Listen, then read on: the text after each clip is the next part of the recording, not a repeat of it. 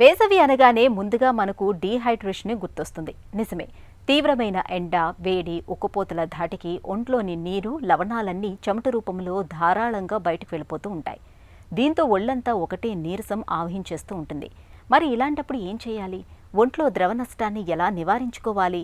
డీహైడ్రేషన్ను నివారించుకునేందుకు వేసవి కాలంలో ఏం చేయాలో, ఎలాంటి జాగ్రత్తలు తీసుకోవాలో ఇప్పుడు తెలుసుకుందాం.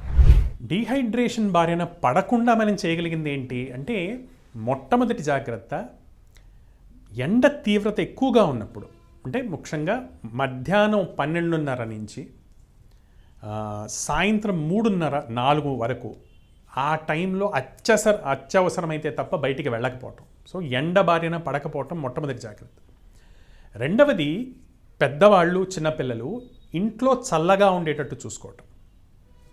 అంటే ఇంట్లో చాలామంది పై అంతస్తుల్లో ఉండేవాళ్ళు, లేదా ఏసీ లేనిటువంటి వాళ్ళు, లేదా కూలర్స్ ఇలాంటివి లేనిటువంటి వాళ్ళు, లేదా నిజంగానే చిన్నపాటి ఇళ్లలో ఉండేవాళ్ళు, వీళ్ళు కూడా చిన్న చిన్న జాగ్రత్తలతోటి వేడి లేకుండా చేసుకోవచ్చు. పైన గోనెసంచులు కట్టుకోవటం కానివ్వండి, ఇంటి ముందర వెనకాల చెట్లు నాటుకోవటం కానివ్వండి, నీళ్లు చల్లటం కానివ్వండి, ఇలాంటి చిన్న చిన్న జాగ్రత్తలతోటి మనం ఎండ తీవ్రత తగ్గేటట్టు చూసుకోవచ్చు.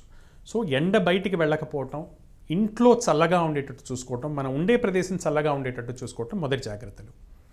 రెండవ జాగ్రత్త, చలువ చేసేటువంటి పదార్థాలు, పండ్ల రసాలు కానీ, ఓఆర్ఎస్ లాంటి సొల్యూషన్స్ కానీ, మజ్జిగ, చల్ల, బాగా నీళ్లు కలిపి మజ్జిగ చేసి మనం చల్ల అంటాం. సో అలాంటివి కొంచెం ఉప్పు కలిపిన చల్ల కానీ, సో పండ్ల రసాలు, చల్ల ఇలాంటివి ఎక్కువగా తీసుకోవటం. అలానే డీహైడ్రేట్ చేసేటువంటివి, పర్టికులర్గా సిగరెట్, డ్రింకు, టీలు, కాఫీలు తక్కువగా తీసుకోవటం.